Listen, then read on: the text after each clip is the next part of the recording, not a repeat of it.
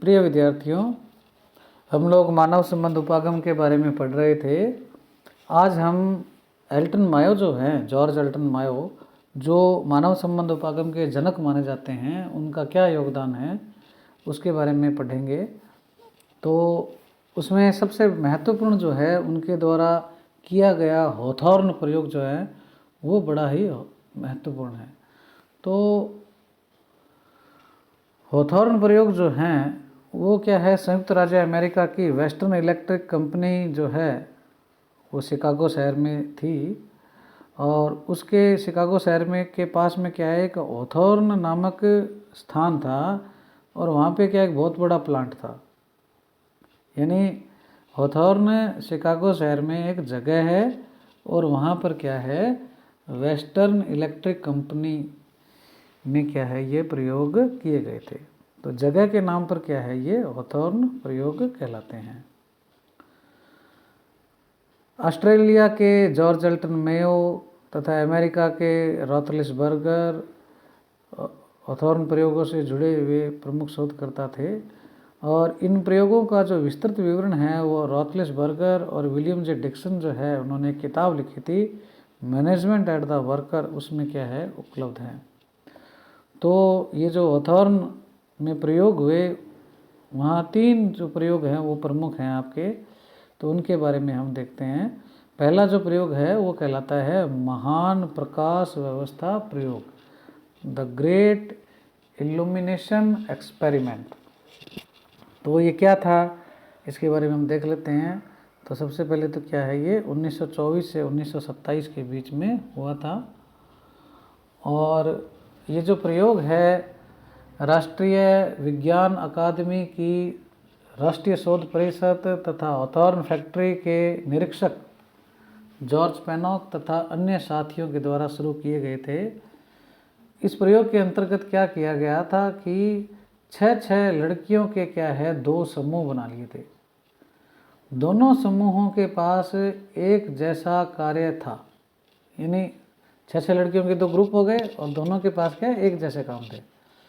यह प्रयोग 2 कमरों में इन लड़कियों के समूहों के काम के निष्पादन और प्रकाश व्यवस्था जो है, लाइट जो है, उसके बीच में रिलेशन को जानने के लिए किए गए थे। यानी काम का लाइट पर क्या प्रभाव पड़ता है, यानी लाइट का काम पर क्या प्रभाव पड़ता है, ऐसे कहना चाहिए।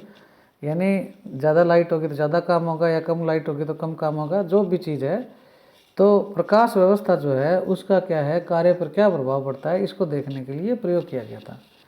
शुरू में क्या किया गया कि कमरों का जो प्रकाश है यानी लाइट जो है और जो अन्य सुविधाएं जो है उसको क्या है स्थिर रखा गया, यानी एक जैसी रखी गई। धीरे धीरे क्या किया गया, बाद में प्रकाश को क्या है कम किया गया, यानी लाइट कम कर दी, डिम लाइट कर दी, फिर क्या है ज़्यादा लाइट कर दी, तेज प्रकाश कर दिया।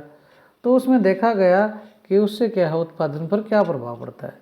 1.5 वर्ष तक शोध करने के बावजूद यह निष्कर्ष निकला कि प्रकाश को या अन्य सुविधाओं को कम ज़्यादा करने से उत्पादन में कमी नहीं, बल्कि दोनों समूहों के उत्पादन में क्या है बढ़ोतरी हुई है। थोड़ा ध्यान देने वाली बात है कि हम लोगों ने अंतर पढ़ा था कि, अब आपको बता दूं, वापस टेबल निकालता हूँ। इसमें हम लोगों ने पढ़ा था कि ये क्या है भौतिक पर्यावरण पर बल देता था कार्य के, और ये क्या है सामाजिक पर। तो ये चेक करना चाहते थे कि भौतिक पर्यावरण से क्या है उत्पादन पर प्रभाव पड़ता है, उससे वृद्धि होती है क्या, लाइट ज़्यादा देंगे तो ज़्यादा उत्पादन होगा, कम देंगे तो कम होगा। तो इन्होंने ये निष्कर्ष निकाला कि उत्पादन जो है वो भौतिक परिस्थितियाँ जो है उनसे क्या है प्रभावित नहीं हुआ, बल्कि उत्पादन तो बढ़ा। अतः शोधकर्ता जो थे उन्होंने प्रकाश का जो सिद्धांत है, लाइट कम ज़्यादा का जो सिद्धांत है, उसको छोड़कर दिहाड़ी, मतलब जो डेली उनको दिया जाता पैसा काम करने के बदले, उसको देखा। विश्राम के क्षण यानी उनको बीच बीच में रेस्ट दिया गया। काम की जो अवधि है उसको भी क्या कम ज़्यादा किया गया। ये चीज़ें कर करके क्या है देखे, प्रयोग किए।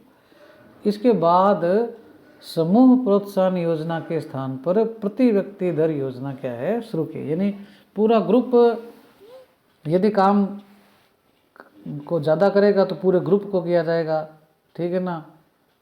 उसकी जगह क्या है, उसने क्या किया कि जो ज़्यादा काम करेगा उसी को मतलब ज़्यादा इनाम मिलेगा या ज़्यादा पैसा मिलेगा, ऐसा करके देखा। परंतु ऐसा करने पर भी क्या, उत्पादन निरंतर बढ़ता रहा। यानी जो टेलर की जो थ्योरी थी कि व्यक्ति वो जितना ज़्यादा पैसा मिलता है उतना ज़्यादा काम करता है, तो इसमें ऐसा नहीं हुआ। इसी प्रकार काम के घंटे प्रतिशत, हर हफ्ते जो काम की अवधि है, बीच में कॉफ़ी दे दी, सूप की जो सुविधा है वो क्या है मतलब बंद कर दी गई, ठीक है ना।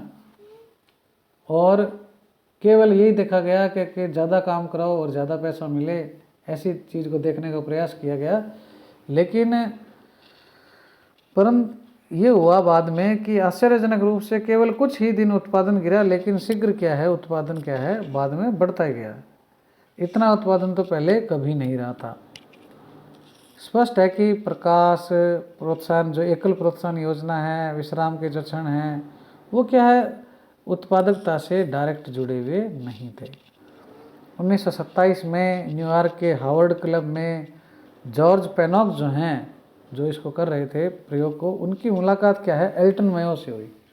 उन्होंने क्या है मेयो को अपनी समस्या बताई कि हमने ये ऐसा प्रयोग किया और उसमें इस प्रकार से ये हुआ।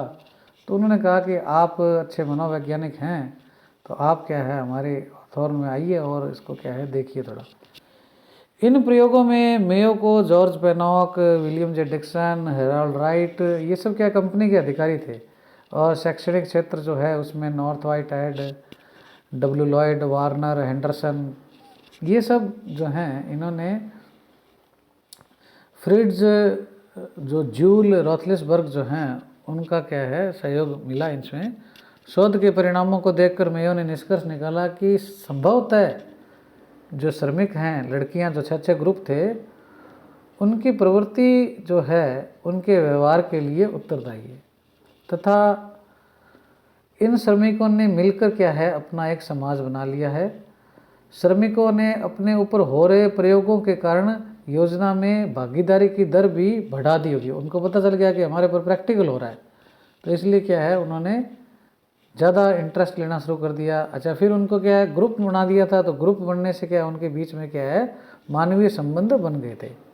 इस प्रकार एल्टन मेयो ने सामाजिक मनुष्य जो है उसकी व्याख्या की। इस संबंध में मेयो ने 5 प्रकार की ऐसे निष्कर्ष निकाले और अंत में ये निष्कर्ष निकाला कि कार्य संतुष्टि जो है, काम की जो संतुष्टि जो है, वो मूल रूप से समूह की अनौपचारिक सामाजिक रचना पर निर्भर रहती है। यानी जो व्यक्ति आपस में मिलकर काम करते हैं, कर्मचारी जो आपस में रहते हैं, तो उनसे क्या है एक अनौपचारिक संगठन बन जाता है, वो क्या है उत्पादन को प्रभावित करते हैं। अतः संगठन में जो निरीक्षक हैं, सुपरवाइजर जो हैं, उनको क्या है ऐसा व्यवहार करना चाहिए जिससे क्या है श्रमिक अपनी बात खुलकर कह सके। सुपरविजन जो है, मनोबल जो है, वो क्या है डायरेक्ट क्या है रिलेटेड है। तो ये इस प्रकार से क्या है इसमें महान प्रकाश व्यवस्था जो प्रयोग था उसमें ये देखा गया। दूसरा प्रयोग जो है वो है मानवीय प्रवृत्तियाँ और भावनाएं प्रयोग। ये 1928 से 1931 के बीच हुआ।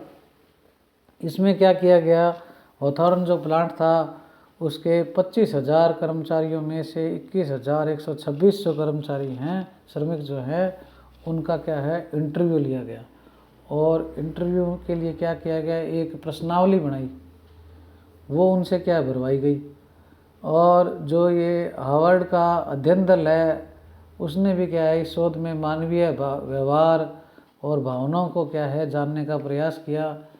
प्रत्येक श्रमिक से यह कहा गया कि वो मैनेजमेंट की नीतियों, कार्यक्रमों, जो काम का माहौल है, उनके मालिकों का जो व्यवहार है, उसके बारे में वो क्या खुलकर विचार प्रकट करे। और इस प्रयोग ने क्या है श्रमिकों की कल्पना शक्ति को क्या है बढ़ावा दिया और लगभग सभी श्रमिकों ने अपना दिल का गुब्बार निकाला। यानी मन में जो बातें थी दबी हुई थी वो सारी की सारी उन्होंने क्या है बता दी। उसका परिणाम ये निकला कि बिना फैक्ट्री के माहौल, भौतिक सुविधाओं और वेतन में परिवर्तन किए बिना उत्पादन बढ़ गया और श्रमिकों व्यवहार में क्या है सकारात्मक परिवर्तन भी आ गया। श्रमिकों की शिकायतें थी, ये जो अनुसूची थी, प्रश्नावली थी, उसमें दो मोटे प्रकार की शिकायतें थी कि एक तो शिकायतों का जो वर्ग था वो क्या भौतिक या प्रत्यक्ष शिकायतें थी और दूसरी क्या थी मनोवैज्ञानिक शिकायतें थी। यानी भौतिक में तो क्या है जो काम का वातावरण और जो है, और मनोवैज्ञानिक में क्या है जो लोगों के बीच में जो आपसी संबंध है, मतलब सुपरवाइजर जो है, श्रमिक जो है, उसके बीच में क्या रिलेशन है, आपस में श्रमिकों के बीच में क्या रिलेशन है, उससे संबंधित शिकायतें थी मनोवैज्ञानिक में। जो ये हार्वर्ड स्टडी ग्रुप जो है, अध्ययन दल है, उसने निष्कर्ष निकाला कि श्रमिकों के द्वारा जो बताई गई शिकायतें हैं और तथ्य जो हैं उनमें कोई रिश्ता नहीं है। श्रमिकों की जो फैमिली प्रॉब्लम है, समस्याएं हैं, उनकी खुद की शारीरिक बीमारियां हैं और जो उनकी व्यक्तिगत समस्याएं हैं वो ही क्या है कार्य की क्षमता को बाधित करती है। इन समस्याओं को मेयो ने निराशावादी खाली पुलाव बताया, पैसिमिस्टिक रेवरेज। और ये जो प्रयोग है उससे क्या तीन बातें स्पष्ट हो गई। एक तो ये हुआ कि श्रमिक जो हैं उन्होंने कंपनी द्वारा समस्याएं जो जानने की पहल की गई थी इस प्रश्नावली के माध्यम से, उसकी क्या सराहना की। यानी उसको अच्छा बताया कि भाई आपने हमारी समस्याओं के बारे में कुछ जाना तो सही, पूछा तो सही। और उससे क्या है श्रमिकों को ये लगा कि वो भी उद्योग जो है, संगठन जो है, उसकी मैनेजमेंट में अपना योगदान दे रहे हैं। तो ये एक चीज़ क्या है स्पष्ट हुई।